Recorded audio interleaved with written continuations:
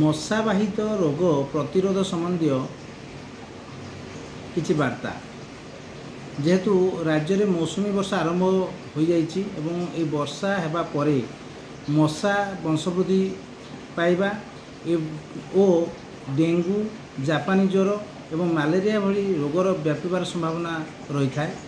ଏଣୁ ଏହି ମଶାବାହିତ ରୋଗଠାରୁ ଆମକୁ ରକ୍ଷା ପାଇବା ପାଇଁ ଆମେ କ'ଣ ସବୁ ସାବଧାନତା ଅବଲମ୍ବନ କରିବା ଦରକାର।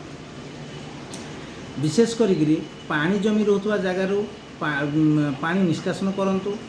ପ୍ରତି ସପ୍ତାହରେ ଅନ୍ତତଃ ଥରେ ଏସବୁର ତଦାରଖ କରନ୍ତୁ ଏବଂ ଘରେ ଥିବା ପାଣି କୁଣ୍ଡ, ଫୁଲ କୁଣ୍ଡ, ପାଣି ଟାଙ୍କି, କୁଲର, ଫ୍ରିଜର ପଛପଟ ଥିବା ଡିଫ୍ରଷ୍ଟ ୱାଟର ଚେମ୍ବର ଆଦିକୁ ସାପ୍ତାହିକ ପରିଷ୍କାର କରନ୍ତୁ ଏବଂ ଘର ପାଖରେ ଥିବା ଭଙ୍ଗା ଡବା, ବୋତଲ, ପୁରୁଣା କିମ୍ବା ଛିଣ୍ଡା ଟାୟାର, ନଡ଼ିଆ ସଢ଼େଇ, ପୋଡ଼ୁଆ, ଓଳି, ବାଉଁଶ ଗଛର କଟାଯାଇଥିବା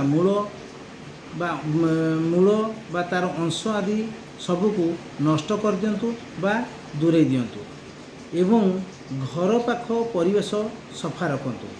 ମଶାରୀ ନିୟମିତ ବ୍ୟବହାର କରନ୍ତୁ ଏବଂ ମଶାର ପ୍ରବେଶ ରୋକିବାକୁ ଝରକାରେ ସରୁ ଜାଲି ଲଗାଇଲେ ଭଲ ଏବଂ ପୁରା ଶରୀରକୁ ଘୋଡ଼ାଇବା ଭଳି ପୋଷାକ ପିନ୍ଧନ୍ତୁ ତଥା ଆବଶ୍ୟକ ସ୍ଥଳେ ସୁରକ୍ଷିତ ମଶା ନିବାରକ ବ୍ୟବହାର କରନ୍ତୁ ଏବଂ ଜ୍ୱର, କମ୍ପ, ଆଣ୍ଠୁଗଣ୍ଠି ଓ ଆଖି ଓ ମାଂସପେଶୀରେ ଯଦି ଯନ୍ତ୍ରଣା ଅନୁଭବ କରୁଛନ୍ତି ବା ଯନ୍ତ୍ରଣା ହେଉଛି ତେବେ ତୁରନ୍ତ ନିକଟସ୍ଥ ଡାକ୍ତରଖାନାରେ ରକ୍ତ ପରୀକ୍ଷା କରି ଚିକିତ୍ସା କରାଇ ନିଅନ୍ତୁ।